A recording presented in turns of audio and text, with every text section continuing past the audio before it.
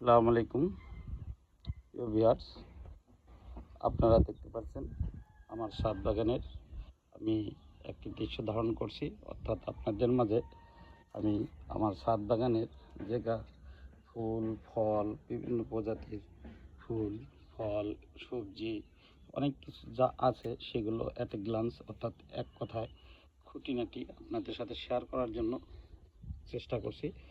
এগুলো যদি আপনার অদম্য চেষ্টা ইচ্ছাশক্তি থাকে তাহলেই সম্ভব। অর্থাৎ ছাদ বাগানেও অনেক কিছু করা সম্ভব। আমি তা করে দেখাতে পেরেছি। আপনারা দেখলেও এই যেগুলো গাছগুলো দেখলেন এগুলো সবগুলো হচ্ছে গোলাপ গাছ। এরকম একটি দুটি নয়, প্রায় 100-র উপরে আমার শুধু গোলাপ গাছই আছে। এই যে আপনারা দেখতে পাচ্ছেন এরকমভাবে অন্য পাশেও আরও গোলাপ গাছ আছে। এই সবই গোলাপ গাছ। আর এই যে গাছটা দেখতে পাচ্ছেন এটা অনেক দূরে থেকে আনা বাইরের। এই যে গোলাপ, এটা হলো মাদার গোলাপ। এটা থেকে আমি চারা উৎপাদন করি। এই সবগুলি মাদার গোলাপ। এই যে আরেকটা গাছ গোলাপের, দেখেন এরকম ছড়ানো ছিটানো অনেক গোলাপ গাছ, অর্থাৎ 1-1.5 থেকে 200-র উপরে হবে আমার শুধু গোলাপ গাছই আছে। এই যে দৃশ্যটা দেখছেন এখন, এটা হচ্ছে মরিচ গাছ। এই মরিচ একটি দুটি কিংবা তিনটি নয়, অনেকগুলো মরিচ গাছের, যে মরিচ গাছগুলো আমার থেকে অনেক লম্বা। আমি কলম এগুলো এই যে দেখেন খুঁটি দিয়ে বেঁধে রেখেছি।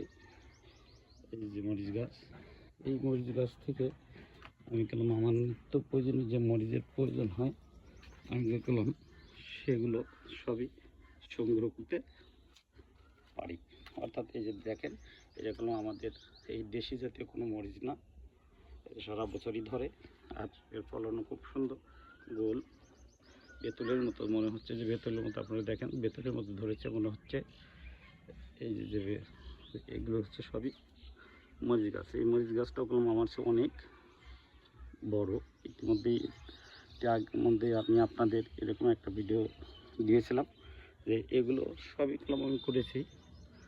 এই ছাদ বাগানের যে গাছগুলো সবগুলো গাছেই আমি জিও ব্যাগের মাধ্যমে করেছি। অর্থাৎ জিও ব্যাগ দীর্ঘস্থায়ী হয় এবং দীর্ঘস্থায়ী থাকলে এগুলো দিয়ে মানে সহজে নষ্ট হয় না। ওই যে আপনি দেখেন যে খালি ছাদের এই যে দেখতে পাচ্ছেন এই জিও ব্যাগ, নিচে আদা, ওই যে আদাও দেখতে পাচ্ছেন।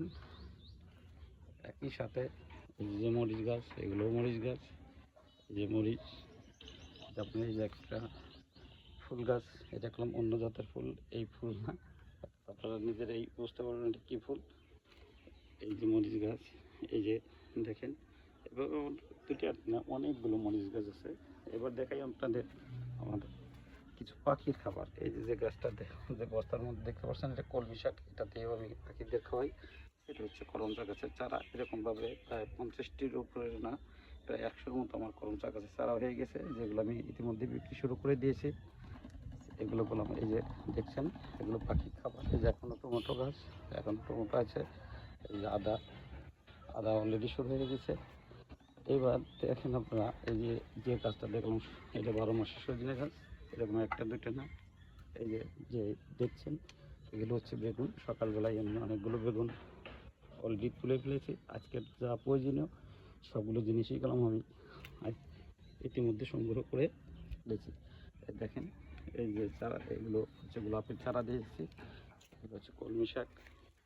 এইভাবে একটি দুটি নয়, সারা বাগান যদি আমি দেখাতে চাই তাহলে আমার ভিডিওটা অনেক মানে এক ঘন্টা সময় লাগবে, অনেক সময় লাগবে। যে এটা 12 মাসের সজনে গাছ, এটার সাথে দেখেন একটা পিলার, প্রত্যেকটা পিলারের সাথে একটা করে এই সজনে গাছ 12 মাসি সজনে। এটা গেলাম বীজ থেকে হয়েছে। এটা হচ্ছে করমচার চারা, দেখেন কি বড় করমচার চারা। এই যে এটা দেখতে পাচ্ছেন আপনারা জাম গাছ। এখনও আমার জামগুলো কম পাকা শুরু হয়নি, হয়তো শুরু হয়ে যাবে খুব দ্রুতই। দেখতে পাচ্ছেন যে জামের যে সাইজগুলো, কি সাইজ যদি আপনাদের দেখাই তাহলে এরকম সম্পূর্ণ গাছ ভরাই করলাম জাম। এই যে জাম আপনারা দেখতে পাচ্ছেন, এগুলো করলাম সবই জাম। আর এই গাছটা করলাম ছোটো না, আমার সে অনেক লম্বা। এটাও করলাম আমি জামে করেছি, এটা করলাম জিও ব্যাগে করতে পারিনি। অর্থাৎ জিও ব্যাগে করলে এটা হয়তো রাখতে পারতাম না, বিধায় আমি এটা ড্রামে করেছি। এই নিচে দেখেন ড্রাম।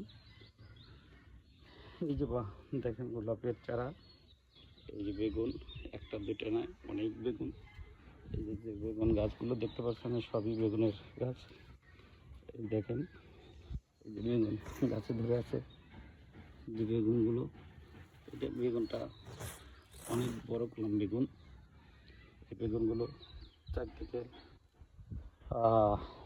5টা তুললে 1 কেজির মতো বেগুন হয়ে যাবে। দেখছেন আপনারা পেঁপে গাছ, এটা আমার। এই যে দেখেন লেবুর সাইজগুলো দেখেন, এগুলো কলম কাগজি লেবু। মানে সারা বছরই আমাদের এই লেবুগুলো ধরে। এর মধ্যে আমি আগেও বলেছিলাম, এই দেখেন শসা, এটা হচ্ছে শসার চারা, শসা দিয়েছি। এটাও করমচার চারা।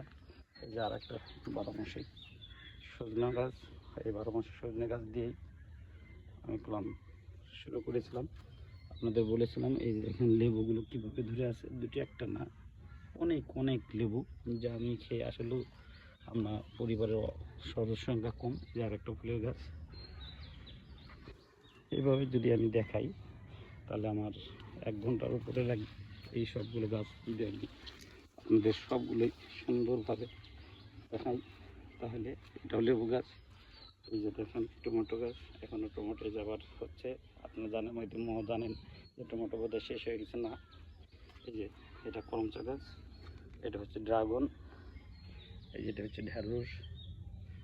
এই দেখেন, এই যে শসা, ড্রাগন। এই যে চারা গাছগুলো আপনারা দেখতে পাচ্ছেন, এই যে সারিবদ্ধভাবে, এগুলো সবই হচ্ছে করমচার চারা। এগুলো আমি বিক্রি করে থাকি। প্রতিটি চারা 300 থেকে 500 টাকার মধ্যে অনলাইন ডেলিভারি দিয়ে থাকি। সারা বাংলাদেশে আমি এগুলো প্রদান করতে পারছি। এবং এই করম চা এবং অন্য করম চার মধ্যে পার্থক্যটা আমি আগেই বলেছি, এটা সারা বছর ধরে এবং খেতে খুবই মিষ্টি, চেনির মতো, কিন্তু টক না। আমাদের দেশীয়। এই যে আজকে সকালবেলা আমি যা তুললাম আমার বাগান থেকে, এই দেখেন, এই যে 7টা বেগুন, 3টে লেবু, কয়েকটা করম চাগুলো দেখলে আপনি বুঝতে পারবেন যে করম চার সাইজগুলো কী। আর এগুলো খাইতেও খুবই সুমিষ্ট।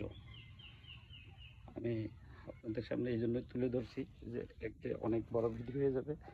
এটাও করমচা চারা, বেগুন। এটা হচ্ছে আপনার জলপাই গাছ। দেখেন জলপাই গাছটা দূর থেকে দেখাই, তাহলে আপনি বুঝতে পারবেন যে অনেক বড় জলপাই গাছটা। এই যে এখনও টমেটো আগে যে ছিল, আমি এই জায়গা থেকে প্রায় 40 সময়ের মতো টমেটো বিক্রি, মানে আমার এই ছাদ বাগান থেকে আমি সংগ্রহ করেছি। যেটাও হচ্ছে 12 মাসি সজনা।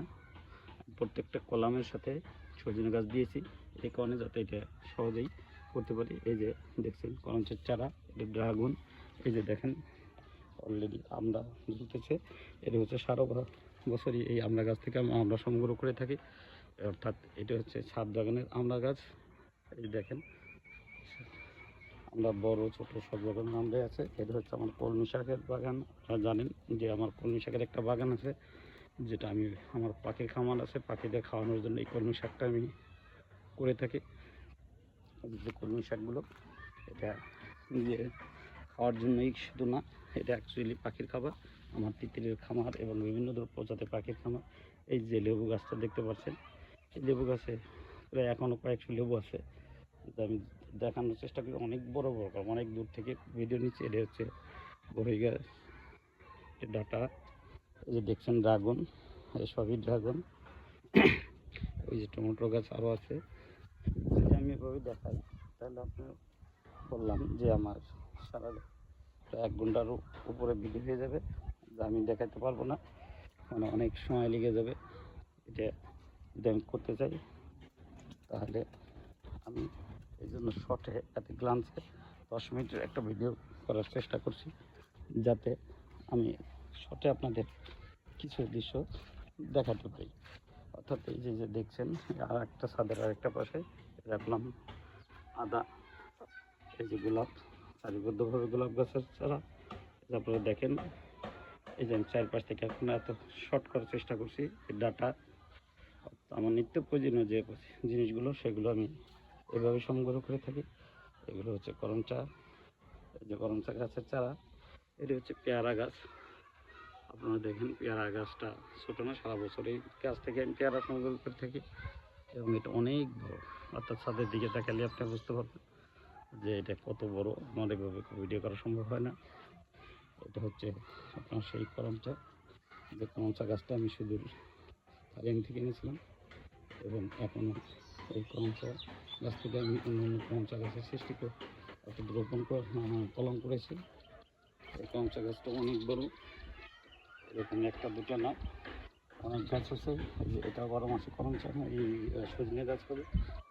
এটা দেখেন করমচা গাছ, শুধু এইভাবে না, ছাদের চারপাশেই আমি চেষ্টা করছি যে একটা পূর্ণাঙ্গভাবে শুধু ছাদ থেকেই আমার যাবতীয় প্রয়োজনীয় জিনিস তার জন্য আমি রোপণ করে নিজে সংগ্রহ করতে পারি এবং আরেকজনকেও এটা দিতে পারি। এই যে পেয়ারা দেখেন, সারা বছর কালাম পেয়ারা ধরে এইভাবেই। এই পেয়ারা গাছ থেকে আপনারা মনে করছেন যে একবার ধরেই শেষ না, এই পেয়ারা এই যে বড় হচ্ছে, আবার বড় হবে, আবার এই যে ফুল ফুটছে, দেখেন এইভাবে। এই যে 12 মাসি সজনা, এই আরেকটা তিনটে বীজ, এইগুলো দিয়ে যদি আপনি চেষ্টা করেন, যদি আপনার অদম্য ইচ্ছা থাকে, তাহলে প্রকৃতির মাঝে আপনি নিজেকে বিলিয়ে দিতে পারেন এবং নিজেও একজন উদ্যোক্তা হতে পারেন। এক সময় ছোট্ট উদ্যোক্তা থেকেই আপনি একজন বড় মাপের উদ্যোক্তা হতে পারবেন। আপনারা দেখে অবাক হবেন যে যদি মানুষ ইচ্ছা করে তাহলে এগুলো খুবই সহজেই সম্ভব। এগুলো নিয়ে দৌড়ানোর কোনো প্রয়োজন নেই। যা হোক দর্শকবৃন্দ, আমি আমার ছাদ বাগানের কিছু দৃশ্য আপনাদের সাথে শেয়ারের চেষ্টা করলাম। যদি ভালো লেগে থাকে তাহলে আমার ভিডিওটাকে শেয়ার, লাইক, কমেন্ট দিয়ে সাবস্ক্রাইব করে আমার চ্যানেলকে সাবস্ক্রাইব করবেন। আমার চ্যানেলের নাম আপনারা জানেন, এই চ্যানেলে আপনারা সাবস্ক্রাইব করবেন এবং যদি কোনো কিছু জানার থাকে তাহলে আমাকে সরাসরি আপনার কমেন্ট করবেন। অর্থাৎ অর্গানিক ফার্মিং আমার যে অর্থাৎ প্রতিষ্ঠান, এটা হচ্ছে অর্গানিক ফার্মিং পদ্ধতিতে আমি এগুলো করার চেষ্টা করছি। এর মধ্যে অ্যাকচুয়াল পরিমাণও কীটনাশক আমি ব্যবহার করি না, খালি জৈব সার এবং কৃত্রিমভাবে কীভাবে নিজেকে বিশুদ্ধ খাবার পাওয়া যায় সেই চেষ্টাটাই করে থাকি। আপনারা দেখছেন, চেষ্টাও করছেন, বুঝতেও পারছেন যে আমি কীভাবে এগুলো করছি। তাহলেই আপনারা বুঝতে পারবেন খুব সহজেই যে হ্যাঁ, এগুলো মানুষ যদি চেষ্টা করে তাহলে সবই সম্ভব। আমি দূর থেকে দেখেন, এই জাম গাছটা দূর থেকে দেখাই, কত চারপাশে দেখেন খেজুর গাছের সমান হয়ে গেছে। এই যে দেখছেন, এটা হলো আমার ছাদের, এই যে আরেকটা ছাদের একটা পাশ, দরজা।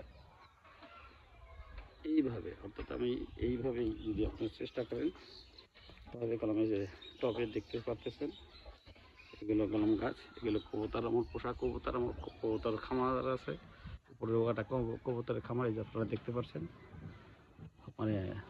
সব মিলিয়ে প্রকৃতির সাথে মিশে থাকার চেষ্টা করি।